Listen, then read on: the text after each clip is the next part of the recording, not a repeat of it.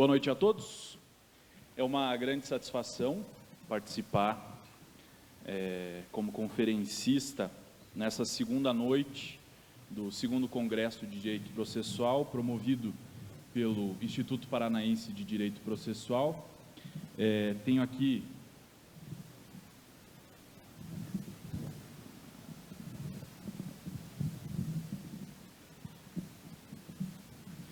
tendo um problema de potência aqui. Tenho aqui a grata satisfação de dividir mesa com o professor Peter. Como ele mesmo falou, somos amigos de longa data, porque ele é muito mais velho do que eu, obviamente. E a proposta é conversar com vocês hoje a respeito de um tema bastante atual e bastante controvertido no processo civil brasileiro, que é o tema da problemática das decisões vinculantes no processo civil. E é um tema bastante controvertido porque essas decisões vinculantes, elas são uma novidade.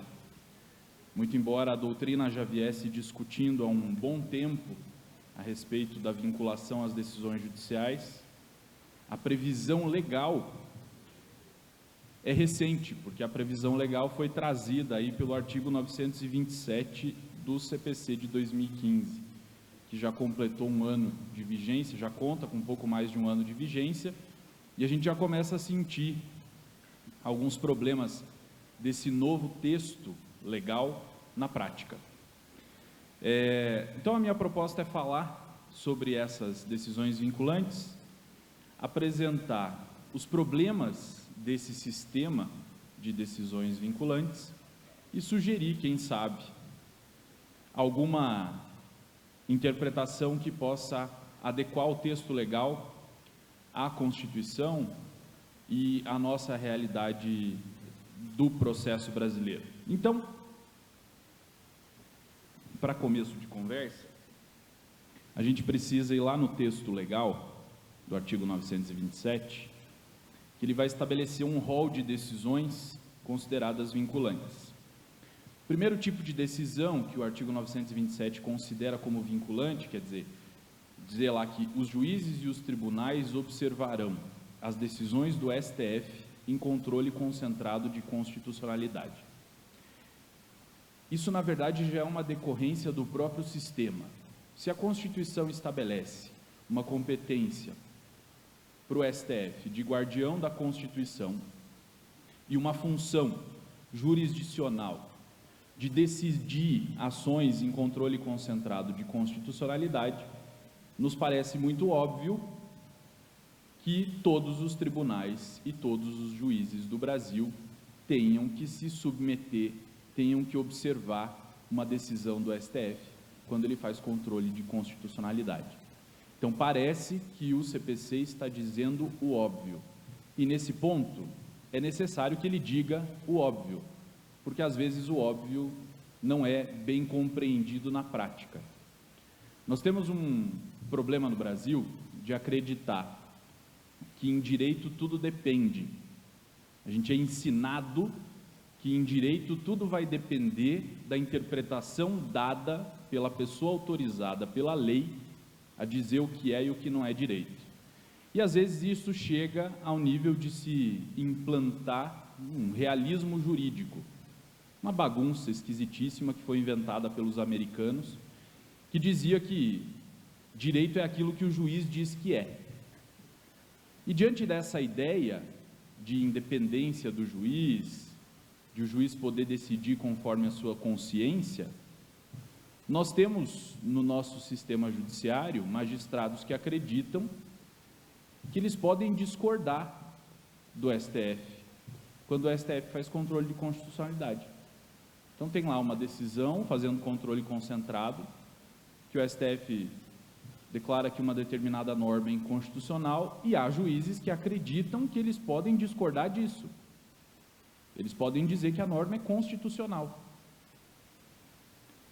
E aí, por conta disso, para tentar solucionar esse problema, é que se colocou lá no inciso 1 do artigo 927, essa obrigatoriedade de observância das decisões do STF quando ele faz controle de constitucionalidade. Ok. Segundo tipo de decisão ou de provimento vinculante, está lá no inciso 2, são os enunciados de súmula vinculante. Isso também é uma decorrência constitucional. Consta lá do artigo 103A da Constituição. A súmula vinculante, nós todos sabemos, ela foi inserida na Constituição por meio da emenda constitucional número 45, no ano de 2004. Na reforma constitucional que foi feita, e foi feita uma ampla reforma no Poder Judiciário, se entendeu a necessidade de se estabelecer a vinculação a determinadas súmulas do STF. Então, está lá na Constituição e o CPC repetiu isso no texto da norma infraconstitucional. Quando que o STF vai editar um enunciado de súmula vinculante? Sempre que ele tiver reiteradas decisões a respeito de um determinado tema e sempre que esse enunciado for aprovado por 2/3 do total de ministros da Casa. Vai editar a súmula vinculante. Súmula vinculante é diferente de decisão judicial. Súmula é resumo. Então, os tribunais costumam fazer um resumo dos seus respectivos entendimentos. O que é esse resumo? É uma lista de enunciados, porque súmula só há uma em cada tribunal, não há várias súmulas, o que há é uma súmula, que é subdividida em vários enunciados, porque o resumo é um só. E nesses enunciados aí são resumidos os entendimentos jurisprudenciais daquele tribunal. Então, a súmula é uma decorrência da jurisprudência do tribunal. Os enunciados de súmula vinculante vão ser uma decorrência da jurisprudência do STF, obviamente que a respeito de questões constitucionais, e deve ser observado esse procedimento para que o STF, então, aprove um enunciado de súmula vinculante. Nem sempre se segue esse procedimento previsto na Constituição. Então, são duas exigências básicas: reiteradas decisões a respeito do assunto e aprovação por 2/3 dos ministros. Mas nós tivemos, por exemplo, um caso no Brasil de enunciado de súmula vinculante inconstitucional, que não obedeceu ao comando constitucional, que é aquela súmula, se eu não me engano, é o enunciado de súmula número 10, que é o da algema, que diz que é proibido algemar o indivíduo lá. É nobre, é o enunciado de súmula nobre, porque está resguardando um direito fundamental, que é a liberdade individual. Só que é inconstitucional, porque não há reiteradas decisões que antecederam esse enunciado de súmula. O que há é uma decisão, apenas. E se a Constituição diz reiteradas, ela quer dizer no mínimo mais do que duas. Porque se a Constituição quisesse no mínimo duas decisões, ela diria reiterada decisão. Uma decisão e a decisão que foi reiterada. Mas ela fala reiteradas, então é uma, a segunda e no mínimo mais uma. Teve uma. E o STF editou o enunciado de súmula. E ninguém consegue fazer a revisão disso. Obviamente porque foi o STF que aprovou, e o próprio STF teria que dizer, porque é ele que faz o controle de constitucionalidade, que essa súmula é inconstitucional. E me parece que o STF não vai dizer isso. Só que está lá, na Constituição, que nós temos que nos submeter a esses enunciados de súmula vinculante. E isso decorre, eu costumo sempre dizer, de uma mudança nas nossas taras, nos nossos fetiches. Houve um tempo no Brasil em que o objeto maior de contemplação era a bunda. A bunda. Pensem lá, anos 90, El Chan, Carla Pérez, a bunda. O brasileiro era aficionado por bunda e futebol. Virou o século, o brasileiro começou a se aficionar por enunciados. Aí é enunciado de súmula, é orientação jurisprudencial, é enunciado de juristas que se reúnem em congressos e votam enunciados interpretativos. tudo se resume a um enunciado hoje em dia, quando se trata de interpretação de direito. É como se a gente quisesse reduzir em poucas linhas a compreensão toda a respeito de um instituto jurídico. E isso é sempre perigoso. Sempre nos oferece perigo quando a gente tenta resumir alguma coisa. Muito mais perigo representa quando a gente tenta dar caráter vinculante a um resumo. Mas ok, está lá na Constituição, temos que nos submeter aos enunciados de súmula vinculante. Só que o artigo 927 foi além. Além desses dois comandos, que ele só faz repetir a Constituição, ele estabeleceu outras decisões que agora devem ser consideradas vinculantes. E diz lá o inciso 3, que os acórdãos em incidente de assunção de competência são vinculantes. O que é esse incidente de assunção de competência? É um julgamento em algum tribunal, que pode ser um tribunal de justiça, um tribunal regional federal, ou mesmo um tribunal superior, de uma determinada questão que tenha grande repercussão social. Então, identifico lá que há uma determinada questão que tem grande repercussão social, mas não há processos repetitivos, quer dizer, não há um número grande de processos discutindo aquela questão. O que vai acontecer? Eu vou fazer um deslocamento da competência. Então, imaginemos lá que tem uma determinada questão de relevância que esteja sendo discutida pelo Tribunal de Justiça do Estado do Paraná, numa das suas câmaras cíveis. Se identificar a relevância dessa questão, eu posso dar início a um incidente de assunção de competência, e aí eu vou deslocar aquele processo, aquele recurso, vai sair daquela câmara e vai para o órgão especial do Tribunal de Justiça do Estado do Paraná, e o órgão especial vai ser responsável por julgar aquele recurso e fixar uma tese a respeito daquela questão de relevância social. O tribunal vai fixar uma tese e, a partir disso, a partir do momento que essa decisão transitar em julgado, todos os juízes e magistrados em geral, desembargadores e juízes que estiverem submetidos ao Tribunal de Justiça do Estado do Paraná deverão observar aquela tese em casos semelhantes. Parece ser uma excelente ideia, já que é uma questão relevante. O tribunal já fixa o entendimento, fixa a tese e eu não tenho insegurança jurídica. Vamos ficar com essa impressão de que parece ser um bom negócio, por enquanto. O inciso 3 ainda fala das decisões tomadas em incidentes de resolução de demandas repetitivas, que é um tipo de incidente parecido com o de assunção de competência, está previsto lá no artigo 976 do novo CPC.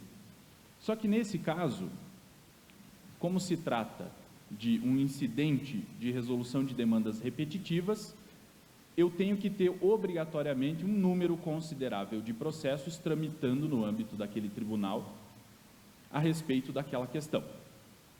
Aí já aumenta ainda mais a importância de eu ter o tribunal firmando uma tese para orientar os futuros julgamentos. Que aí o tribunal, ao receber um determinado recurso e ao se identificar que esse recurso faz parte de uma série de demandas repetitivas e que se verifica, além disso, que há já diferenças de julgamento com relação àquelas questões. Então, tem juiz que está decidindo de um jeito e tem juiz que está decidindo de outro. Isso está gerando insegurança jurídica. Diante disso, vai haver, então, o incidente de resolução de demandas repetitivas. O órgão especial vai julgar aquele recurso, vai firmar uma tese a respeito daquela questão, e a partir do momento que aquela decisão transitar em julgado, nós teremos todos que nos submeter àquela tese firmada pelo órgão especial do Estado do Paraná. E esse incidente de resolução de demandas repetitivas tem mais um efeito ainda, para ver a importância da coisa.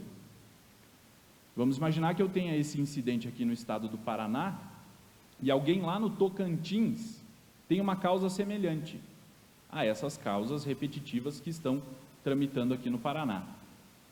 Aquela pessoa lá do Tocantins vai poder pedir, se a discussão for a respeito de uma questão infraconstitucional, vai poder pedir ao STJ que o STJ, verificando a situação, determine a paralisação de todos os processos semelhantes àqueles processos do Paraná que tramitem no Brasil inteiro, até que o Tribunal de Justiça do Estado do Paraná resolva aquela tese, firme aquela tese, até que alguém recorra daquela tese por meio de um recurso especial, e então o STJ tenha a oportunidade de firmar uma tese que vai valer para o Brasil inteiro, no julgamento de um recurso repetitivo. Olha o alcance que esse negócio tem. Quer dizer, eu posso paralisar ações no país inteiro. E isso pode ser bom, porque pode evitar que haja uma série de decisões conflitantes. Então, para prevenir, eu já resolvo e firmo uma tese, e essa tese deve ser observada. Ok.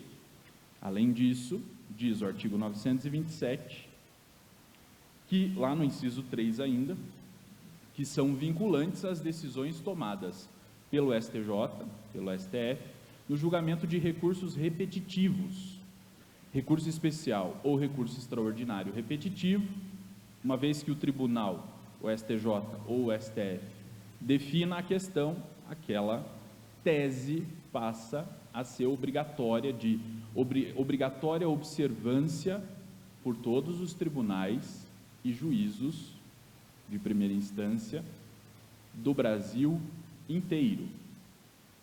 Também parece ser algo bom. Quer dizer, eu vou racionalizar a tomada da decisão judicial. Eu mando um recado ao juiz e digo, olha, se os tribunais firmaram essa tese no âmbito de um recurso repetitivo, vocês devem observar essa tese e não podem ficar criando moda para não gerar insegurança jurídica. Ok? Além disso, diz que se deve obedecer à orientação do pleno ou do órgão especial do tribunal. Então, aqui o Tribunal de Justiça do Estado do Paraná tem um órgão especial, que é o órgão máximo do tribunal, e ele, ao firmar uma tese, se impõe pelo artigo 927, inciso 5, que essa tese deva ser observada por todos os juízos que pertençam àquele tribunal. Também mais uma tentativa de racionalização. Só que o mais curioso, e eu deixei ele por último, de propósito, é o que está lá no inciso 4. Os juízes e os tribunais observarão os enunciados das súmulas do STF em matéria constitucional e do STJ em matéria infraconstitucional.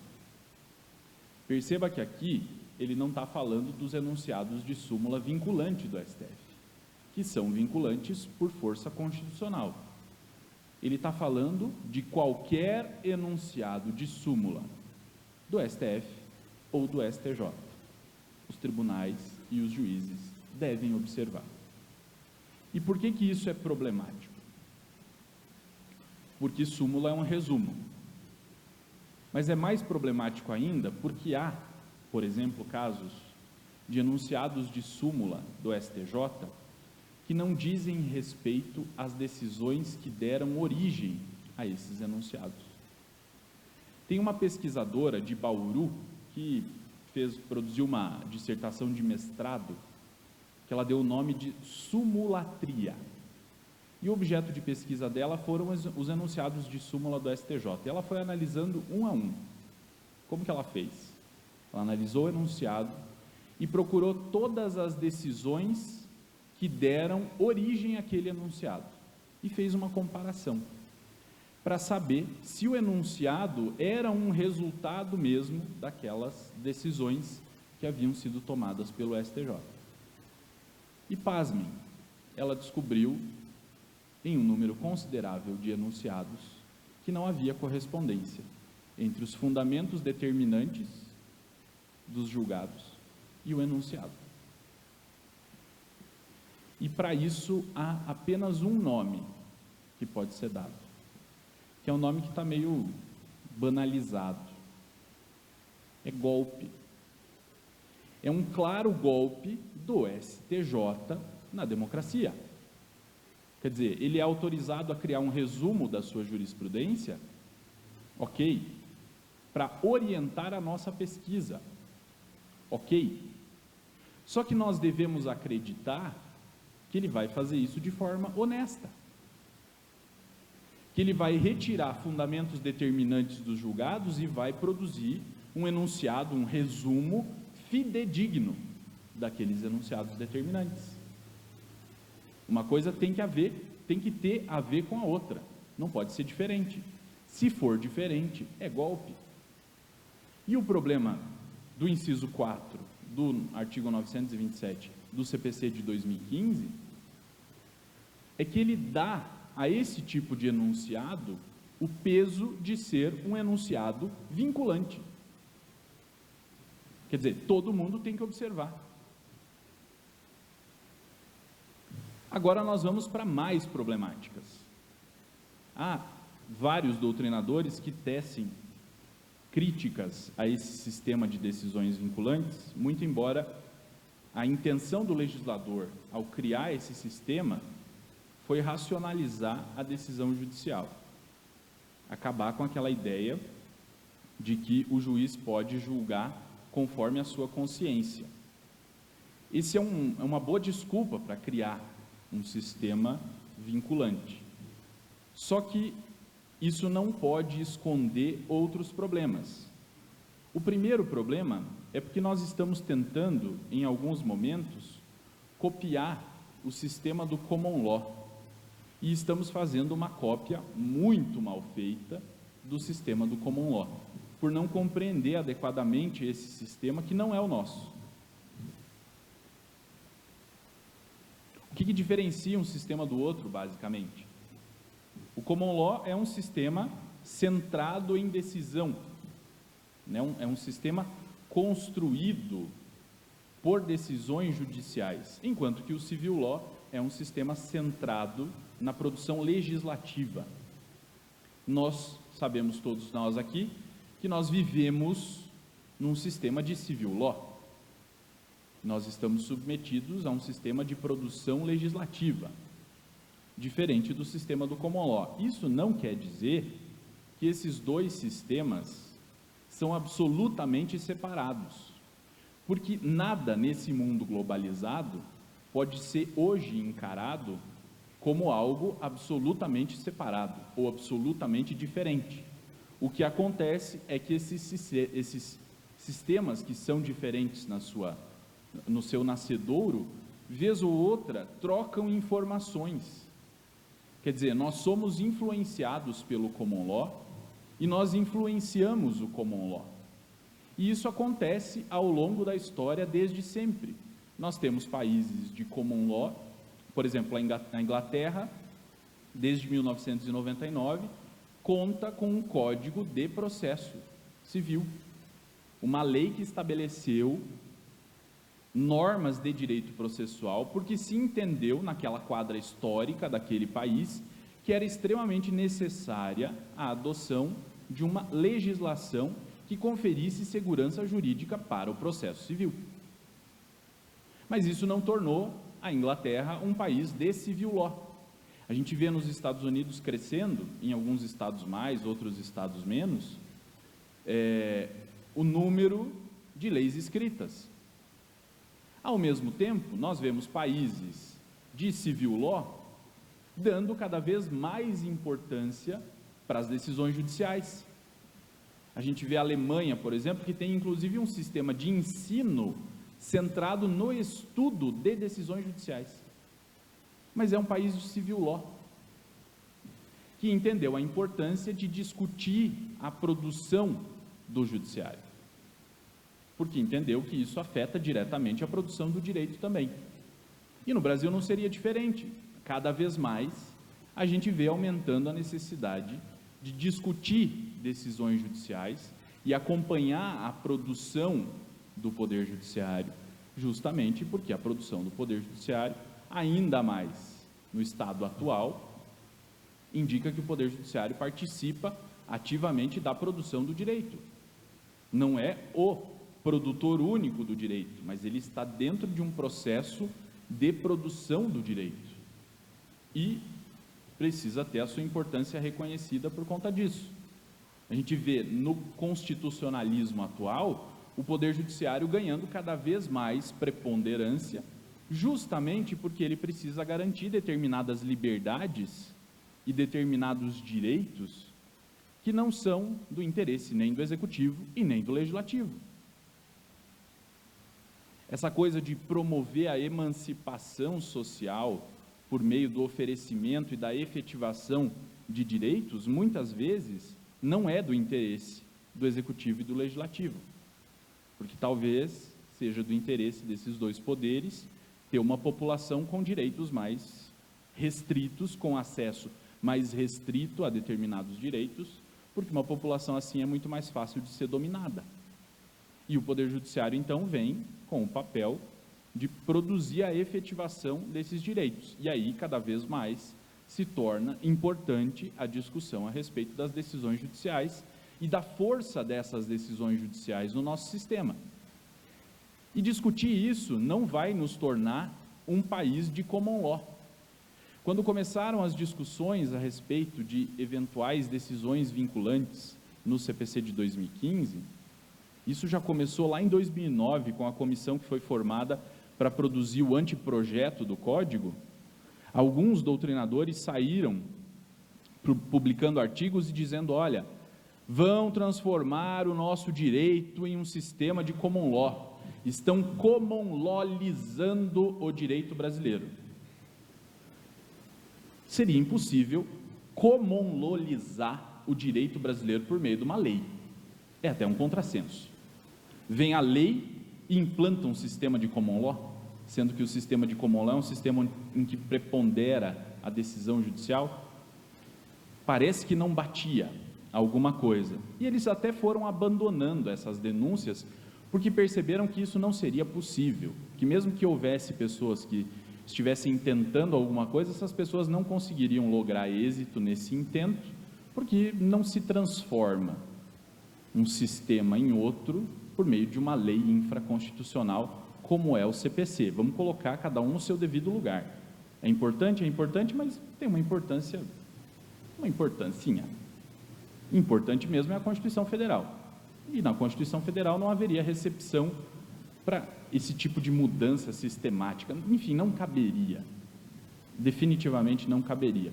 E essas críticas foram sendo abandonadas. Então, por que ainda assim é necessário falar da diferença entre civil law e common law, muito embora haja essas interpenetrações entre os sistemas? É importante falar porque nós estamos compreendendo mal algumas coisas do common law. Common law, ele tem uma visão para o passado, enquanto que o sistema de civil law, ele tem uma visão para o futuro. Quer dizer, eu produzo um texto legislativo na intenção de que esse texto legislativo vá regular condutas futuras. Enquanto que no common law, eu produzo uma decisão judicial, e eu produzo essa decisão judicial para resolver um conflito que aconteceu no passado. Se essa decisão judicial vai ser um precedente ou não vai ser um precedente, isso eu só vou descobrir lá no futuro. Tem uma palestra, e talvez seria até o caso de vocês pararem de me ouvir aqui e ir para casa, abrir o YouTube, tem uma palestra da professora Teresa Arruda Alvim, em que ela trata sobre precedentes, e ela diz o seguinte, olha, fui lá na Inglaterra estudar, quando começaram a falar em precedente no Brasil, fui lá estudar o que era isso, como que eles lidavam com isso. E estudando o sistema de precedentes na Inglaterra, ela conseguiu verificar que não tinha absolutamente nada a ver com esse sistema de decisões vinculantes que nós estamos estabelecendo aqui. Por quê? Porque nós estabelecemos essas decisões vinculantes para o futuro. Então o tribunal diz, olha, essa decisão aqui deve vincular todos os processos que vão ser propostos daqui por diante. E é exatamente o contrário do que faz o common law. O common law vai resolver um caso. ninguém está preocupado no common law em fixar uma tese. Quer dizer, resolve o caso, lá na frente alguém localiza um caso parecido com aquele que foi julgado, olha para o passado, descobre que já houve uma decisão judicial a respeito daquele assunto, uma decisão judicial boa, com argumentos fortes, bem construídos. Aí eu pego aquela decisão judicial do passado e importo os seus fundamentos determinantes para o caso presente. E mostro como que foi resolvido lá e como que se deve resolver aqui. É assim que funciona. Então eu não produzo nenhuma decisão judicial com a pretensão de ela vincular outras decisões. E ela foi além, ela diz assim, ainda nessa palestra, estava lá eu discutindo com um professor inglês a respeito da vinculação das decisões e tal, e ele tratando das decisões do que seria para eles lá a Suprema Corte. E diz, que todo mundo respeita, né? A Suprema Corte definiu uma determinada questão, a partir dali, naturalmente, todo mundo vai seguir aquela orientação da Suprema Corte. Daí ela perguntou, mas e se o juiz não segue a orientação? Ele falou, não, essa opção ninguém nem cogita, porque o juiz não cogita não seguir a orientação do tribunal. Simples. Então não tem nenhuma penalidade para o juiz que não segue a orientação? Não, porque não precisa.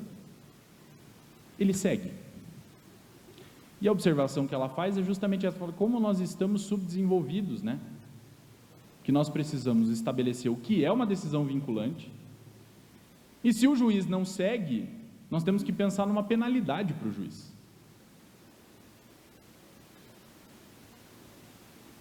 Nós estamos muito aquém ainda, muito aquém, e precisamos avançar nesse ponto.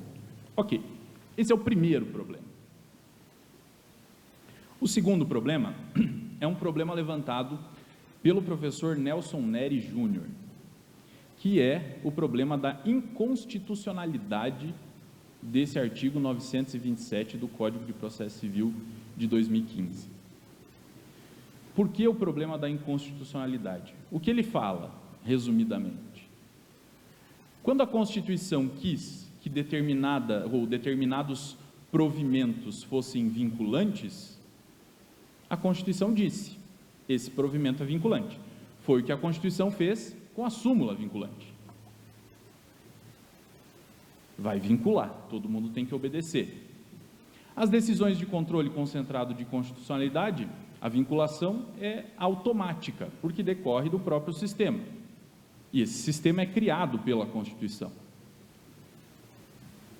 Eu vou interromper aqui, eu gostaria de saudar o doutor Antônio Carvalho, que acabou de chegar, a doutora Luciana também, sua esposa, dois grandes juízes, e eu estou aqui falando mal de juiz. São dois juízes de quem eu não falo mal, porque eles não fazem isso que eu estou denunciando por aqui. Voltando à vaca fria, então seria inconstitucional o dispositivo infraconstitucional que estabelecesse uma vinculação onde a Constituição não vinculou. Então a Constituição não fala que os enunciados de súmula do STJ e do STF, aqueles que não sejam vinculantes, são vinculantes. Então a lei infraconstitucional não pode também vincular. A Constituição não fala que a decisão do IRDR é vinculante, até porque nem existia IRDR quando a Constituição foi escrita. É uma criação do CPC de 2015. Então não poderia o CPC dizer que essa decisão do IRDR seja vinculante. Mas é bom para o sistema? Pode até ser. Vai racionalizar a prestação jurisdicional? Pode até ser. Só que não é bom para o sistema se for inconstitucional. Não racionaliza a prestação jurisdicional se for inconstitucional. Esse limite nós precisamos de uma vez por todas entender. O que fere a Constituição não pode ser estimulado, ainda que tenha um resultado prático que nós consideramos adequado. Então muda-se a Constituição, mas lei infraconstitucional não pode estabelecer isso, diz o professor Nelson Neri. Outro problema, que é a resistência à exigência de fundamentação analítica das decisões judiciais. E esse é um problema gravíssimo, que é um problema que implica diretamente no conceito de processo democrático. Então, a gente sabe que tem lá na Constituição a obrigação de fundamentar as decisões judiciais. Está lá no artigo 93, inciso 9 da Constituição. E tem quem diga, inclusive, que esse, além de ser só um direito fundamental, é também um direito humano. E quem reconhece isso é a Corte Interamericana de Direitos Humanos. Ontem eu não vim, mas eu vi o vídeo das palestras de ontem e eu vi o professor João Maria mencionando a necessidade de a gente olhar para o que tem decidido a Corte Interamericana de Direitos Humanos, estabelecida lá pelo Pacto de São José da Costa Rica, que foi assinado pelo Brasil, entrou no nosso ordenamento, por tratar de direito fundamental, entrou como norma constitucional. Então, nós temos que obedecer ao Pacto de São José da Costa Rica e temos que olhar para as decisões da Corte Interamericana de Direitos Humanos. E a Corte Interamericana considera o direito que a parte tem a ter uma prestação jurisdicional com decisão fundamentada como um direito humano. Olha a importância disso. Então, não é pouco, é muito falar em fundamentação das decisões judiciais.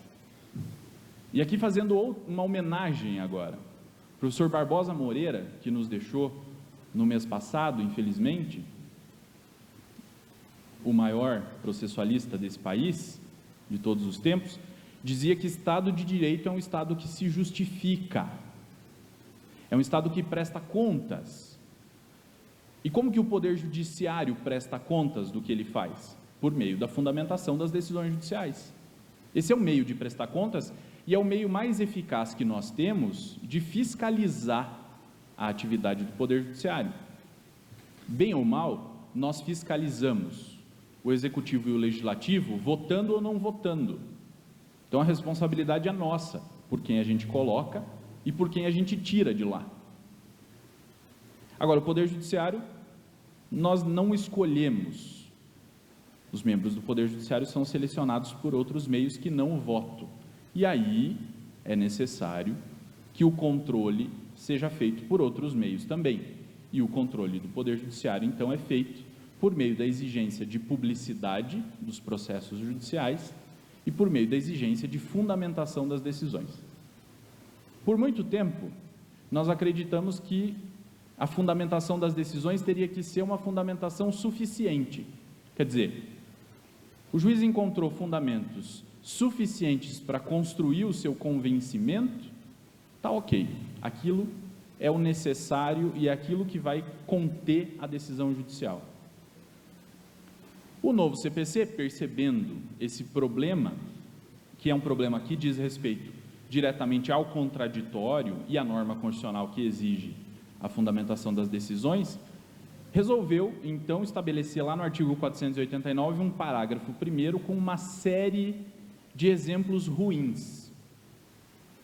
Não se considera fundamentada qualquer decisão judicial que, e dele dá lá uma série de exemplos, maus exemplos, exemplos que não devem ser seguidos. E o legislador fez isso porque ele sabia que não seria possível elencar todos os bons exemplos, mas ele poderia fazer mais facilmente um rol de maus exemplos. E foi isso que ele fez no parágrafo 1º do artigo 489 do Código de Processo Civil. Então, não se considera fundamentada a decisão judicial que se limitar a invocar, a parafrasear ou a citar um texto de lei, por exemplo. Está lá no inciso 1. Quer dizer, o juiz precisa mostrar na sua fundamentação como ele interpretou aquele texto legal, porque o texto precisa ser interpretado, porque o produto da interpretação é a norma, né? Mas o texto precisa necessariamente ser interpretado e essa interpretação precisa constar da fundamentação da decisão. É como se o juiz abrisse as cortinas da sua mente e mostrasse para as partes no processo como que como que se deram aquelas operações interpretativas na sua cabeça. E assim, uma série de outras exigências. Esse dispositivo não agradou. Agradou a advocacia aplaudia enlouquecidamente. Só que não agradou a magistratura. Tanto não agradou, que logo depois que o texto foi aprovado no Legislativo, as 3 maiores associações que representam os magistrados, a Associação dos Magistrados Brasileiros, a ANAMATRA, dos Magistrados do Trabalho, e a AJUF, dos Juízes Federais, enviaram cartas à Presidência da República pedindo veto a esse dispositivo. Tem que vetar essa exigência de fundamentação analítica, e o primeiro argumento que eles usavam, eles diziam, olha, é uma exigência inconstitucional. Eles conseguiram isso. Eles conseguiram dizer que era inconstitucional. Quer dizer, olha, a lei infraconstitucional está exigindo mais do que a Constituição exige. O que é uma mentira, porque a Constituição fala em fundamentação das decisões judiciais. E é uma fundamentação, isso sempre foi interpretado por quem estuda direito constitucional como uma fundamentação completa, analítica das decisões. Não uma fundamentação suficiente, mas uma fundamentação exauriente. Aí diz lá um dos incisos, que o juiz tem que enfrentar todos os argumentos trazidos pelas partes, capazes de, em tese, infirmarem a sua conclusão. Quer dizer, o juiz precisa analisar todos aqueles fundamentos trazidos por qualquer das partes, que tenham a condição de derrubar a conclusão do juiz. Pegar um exemplo lá, o autor traz 3 argumentos para embasar o seu pedido. O réu traz 5, e esses 5 argumentos estão combatendo o primeiro argumento do autor. E o juiz, ao analisar, ele se convence pelo primeiro argumento do autor. Dentro de uma perspectiva de fundamentação exauriente, o que o juiz precisa fazer? Enfrentar o primeiro argumento do autor. Se ele se convencer pelo primeiro, ele não precisa então enfrentar os outros 2. Ok, porque aqueles outros 2 não vão servir para derrubar a sua decisão. Aqueles 2 só confirmariam, seriam outros fundamentos para confirmar a sua decisão. Então ele não precisa enfrentar. Agora, os 5 argumentos trazidos pelo réu, que foram construídos para derrubar aquele primeiro argumento do autor, aqueles 5 argumentos precisam ser enfrentados pelo juiz. Mas a grita das associações de magistrados foi para o veto do dispositivo, e essa foi a primeira grande resistência. A Presidência da República não vetou, e nós temos agora que obedecer o parágrafo 1º do artigo 489. Só que a resistência não acabou aí.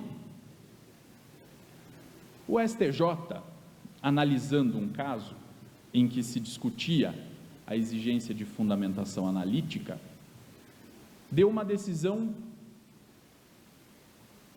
tosca, para dizer assim, eu estou sendo delicado para qualificar a decisão do STJ, merecia algo mais drástico, mas hoje eu estou fino, tosca, a decisão do STJ para dizer o seguinte: o que o parágrafo 1º do artigo 489 fez foi confirmar a jurisprudência dominante do STJ a respeito da fundamentação das decisões judiciais.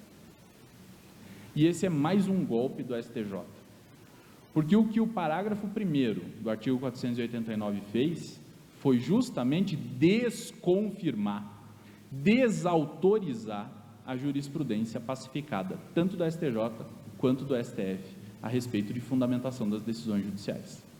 É como se o legislador tivesse colhido exemplos lá no STJ do que não era para fazer e colocado no parágrafo 1º do artigo 489. Só que daí o STJ vai dar o drible interpretativo, chama Jesus de Genésio e diz: olha, eles estão aqui seguindo a nossa orientação, isso quer dizer que nós vamos continuar fazendo a mesma coisa. Aquela história de que é preciso que tudo mude para que tudo permaneça igual. É basicamente o que o STJ fez com essa situação aqui do artigo 489. Mas não parou por aí. Agora, em junho, teve mais uma decisão, agora relatada pela ministra Nancy Andrighi, que foi um golpe no contraditório. Para dizer que o juiz não precisa discutir previamente com as partes os fundamentos legais, só precisa discutir os fundamentos jurídicos. Eu tenho algumas limitações na minha vida, e uma das limitações mais acentuadas é conseguir estabelecer uma diferença fundamental entre fundamento legal e fundamento jurídico. Eu consigo perceber uma sensível diferença, mas eu percebo que as duas coisas estão intimamente ligadas, principalmente se a gente vive num sistema de civil law baseado na produção legislativa, quer dizer, o fundamento jurídico fatalmente vai decorrer do fundamento legal. Mas o STJ diz, olha, não precisa discutir previamente o fundamento legal, basta discutir apenas o fundamento jurídico. Mas um golpe também na fundamentação das decisões judiciais, quer dizer, eu vou reduzir o âmbito de incidência da fundamentação das decisões judiciais. E qual que é o problema disso? Como é que eu vou falar em decisão vinculante se há uma resistência a uma coisa básica que é a fundamentação das decisões? Como que eu vou dizer que uma decisão é vinculante se os tribunais resistem a fazer fundamentação completa, a analisar as questões de forma aprofundada? Como é que eu vou dizer que uma decisão é paradigma se eu não quero respeitar sequer a forma de construir essa decisão? Quer dizer, eu não faço na forma, mas eu quero dar um qualificativo de vinculação a essa decisão judicial e, eventualmente, eu vou obrigar juízes e tribunais a obedecerem decisões mal feitas, decisões mal fundamentadas, só porque o CPC está dizendo que são decisões vinculantes. Então, quer dizer, não importa a qualidade, o que importa é ter esse carimbo de vinculação. Está lá com o carimbo da vinculação na testa, tem que obedecer. Não importa se é uma decisão correta, no sentido formal, né, de bem construída, bem fundamentada ou não. Outro problema, que foi a involução do texto do CPC de 2015. Não sei se todo mundo concorda comigo, mas eu considero que houve, nesse ponto das decisões vinculantes, uma involução. Se discutiu muito a respeito de se estabelecer um rol de decisões vinculantes. Isso ficou muito nítido quando o texto do CPC de 2015, no projeto que deu origem ao CPC de 2015, foi encaminhado para a Câmara dos Deputados, que teve lá uma comissão de juristas, que foi nomeada pelo Senado Federal, presidida pelo ministro Luiz Fux, que elaborou um anteprojeto de CPC. Esse anteprojeto foi apresentado ao Senado Federal. O Senado Federal votou, fez algumas modificações pontuais, aprovou e encaminhou para a Câmara. Na Câmara, esse anteprojeto foi esquartejado. Foi lá dividido em comissões, muitas comissões, eles começaram a receber mais ideias de como regulamentar a vida processual civil brasileira, e as discussões foram relativamente ampliadas, e, no meu entender, fez-se uma regulamentação até bem feita das decisões vinculantes. E era uma coisa mais próxima a precedente do que de jurisprudência. O que diferencia fundamentalmente uma coisa de outra o professor Michele Tarufo fala que o precedente ele tem uma dimensão qualitativa, uma decisão qualificada pelos seus argumentos, pelos seus fundamentos, que vai servir de paradigma para casos futuros. E essa decisão eu encontro lá no futuro, analisando o passado. Já uma jurisprudência, a jurisprudência tem uma dimensão quantitativa. Eu tenho lá uma quantidade de decisões, eu tenho uma reiteração de decisões judiciais no mesmo sentido, e aquilo cria um entendimento jurisprudencial. Basicamente é essa a diferença entre uma coisa e outra. E nesse texto que foi construído após essas discussões lá na Câmara dos Deputados, era um texto bem voltado para essa ideia, mais voltado para a ideia de precedente do que necessariamente para a ideia de jurisprudência. Então tinha lá a previsão de determinadas decisões vinculantes. A lei fazia uma diferenciação de dois conceitos fundamentais, que era o conceito de ratio decidendi, de fundamentos determinantes, e de obter dictum. Você vai analisar uma determinada decisão judicial, para você saber se ela é precedente ou não, você precisa encontrar nela um fundamento determinante ou alguns fundamentos determinantes. Quais foram os principais fundamentos que levaram o juiz ou o tribunal a decidir naquele sentido para resolver aquele caso concreto? E esses fundamentos determinantes é que vão servir como paradigma para a resolução de outros casos semelhantes. E havia, além disso, aqueles outros fundamentos na decisão judicial, em que o juiz diz de passagem, que não são fundamentos essenciais para resolver o caso concreto. Aí, a lei fazia essa diferenciação entre o que era uma coisa e o que era outra. Isso era interessante porque isso orienta o trabalho do intérprete na hora de aplicar uma decisão vinculante no futuro. Além disso, havia previsão específica no texto da lei de algumas formas de aplicação ou de não aplicação de decisões vinculantes ou de precedentes, como quiserem, que é o distinguishing, o overruling e o overriding, que são institutos lá do common law.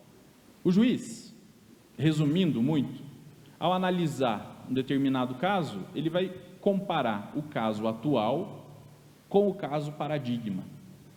Se ele perceber que há diferenças fundamentais, que eu não tenho como importar aqueles fundamentos determinantes do caso paradigma para resolver o caso atual, ele deve, por meio da sua fundamentação, mostrar a diferença entre as duas situações.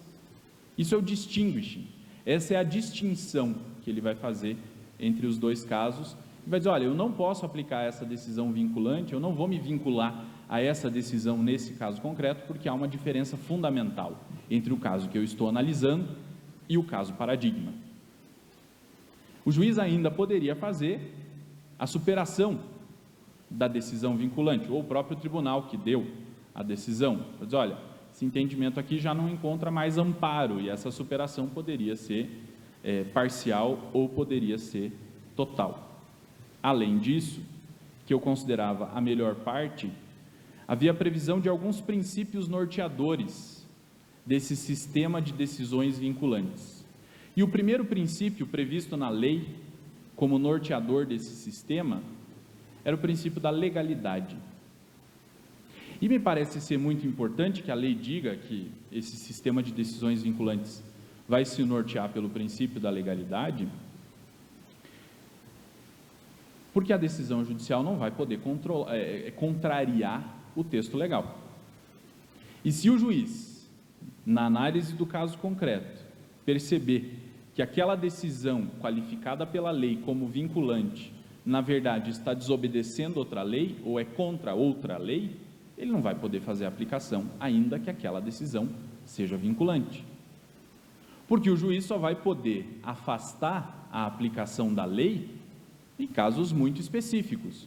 Se a lei, por exemplo, for inconstitucional, ele declara a inconstitucionalidade da lei e não aplica a lei. Mas se a lei não for inconstitucional, não há razão para que ela não seja aplicada, ainda que o juiz não goste da lei. Olhei esse dispositivo aqui, ele não foi com a cara dele. Acho que ele vai me trazer problemas práticos. Azar o seu. Você pode resolver esse problema no analista, não no processo. Decide conforme a lei, sai de lá do gabinete, marca uma terapia e discute com o analista essa necessidade de ter que se vincular à lei, que isso lhe causa sofrimento. Ou então muda de profissão, vai fazer qualquer outra coisa, vira professor de direito tributário, vira advogado tributarista, os caras ficam ricos, fácil. Olha o Peter aí. Faça alguma coisa diferente, mas precisa se curvar à lei. Além disso, outro princípio, segurança jurídica. Quanto tempo eu tenho ainda? Eles já chegaram, agora eu posso terminar. Tenho 5 minutos, então eu estou me encaminhando para o final antes que o Clarisson me expulse daqui. Segurança jurídica, obviamente, porque um sistema de decisões vinculantes é um sistema que quer produzir segurança jurídica. Acabar com o que o professor Eduardo Cambi, que vai estar aqui essa semana, chama de jurisprudência lotérica. Dependendo do tribunal, dependendo do desembargador, você leva. Dependendo do juiz, você não leva. Isso é loteria, e o processo não deve ser loteria. Duração razoável do processo. Um sistema de decisões vinculantes tende a deixar o processo com uma duração menor, mais razoável. Proteção da confiança e da isonomia, obviamente, porque você não vai dar tratamento diferenciado para casos que tenham alguma semelhança. Só que isso passou pela Câmara, quando chegou no Senado para análise do texto final, essa parte, essa regulamentação mais específica foi retirada. E aí ficaram lá as decisões vinculantes no rol do artigo 927, sem que houvesse um regramento mais específico a respeito desses institutos que poderiam nos ajudar na aplicação desse sistema, microsistema, subsistema ou quase sistema de decisões vinculantes. Essas, então, são as problemáticas desse sistema de decisões vinculantes. E para concluir, nós vamos ter que fixar algumas ideias. Nós não temos um sistema de precedentes no Brasil. Então, se alguém contar para vocês que esse sistema do artigo 927 é um sistema de precedentes, é outra mentira. Não é. Porque não tem nada a ver com os precedentes lá do Common Law, por exemplo. Tem um professor lá de São Paulo, o professor Júlio Rossi, que diz que nós temos, nosso colega de ABD Pro, ele tem uma certa raiva das decisões vinculantes, e ele fala que nós não temos um sistema de precedentes, o que nós temos é um positivismo jurisprudencialista. Quer dizer, eu não preciso obedecer à lei cegamente, mas eu tenho que obedecer cegamente às posições dos tribunais, ainda que essas posições sejam contra a lei ou contra a Constituição. A vinculação às decisões sem respaldo constitucional é algo perigosíssimo, além de inconstitucional e perigoso. E antes de a gente discutir se uma decisão vai vincular ou não vai vincular, a gente precisa discutir decisão judicial. Antes nós precisamos construir uma teoria da decisão judicial no Brasil. Aprender a produzir decisão judicial, que é um problema anterior ao problema da vinculação a essas decisões, porque não tem como considerar que uma decisão judicial seja vinculante se ela for mal construída. Não se vincula decisão antidemocrática. E isso nós precisamos firmar. É uma época de resistência democrática em todos os sentidos. E é uma época de resistência democrática, porque muito embora o Poder Judiciário tenha tido avanços incríveis no combate a muitas ações antidemocráticas por aí, não se deve admitir que o Poder Judiciário faça tudo em nome disso. O Poder Judiciário também tem limites, e nós precisamos cada vez mais discutir esses limites e ampliar esses limites. Essa é a minha proposta. Gostaria de agradecer a paciência de vocês, de me ouvirem durante todo esse tempo. Obrigado, boa noite.